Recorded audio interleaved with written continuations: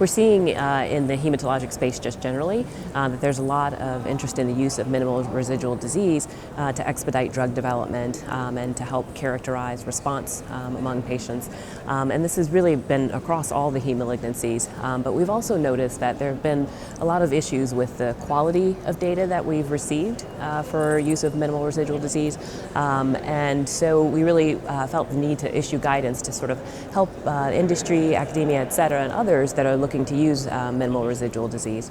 The guidance is broad in scope. It covers some of the regulatory considerations in terms of when you're thinking about using minimal residual disease within a clinical trial. It covers some of the technological considerations with the various different assays that are going to be used. In general, the FDA is agnostic to which specific assay is used, but there must be validation for whichever assay is used. And then also it covers some of the disease-specific considerations. So it covers use of MRD in multiple myeloma, the CLL, leukemias, et cetera.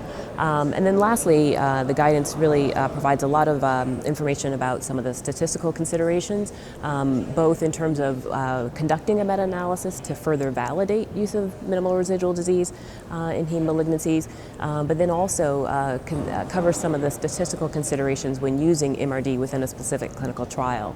And so we've put out this draft guidance, and again, to help you advance the field in this area. And we really expect that MRD, as we all know, it's a really important prognostic biomarker, but also it really has the potential to help expedite drug development in multiple myeloma.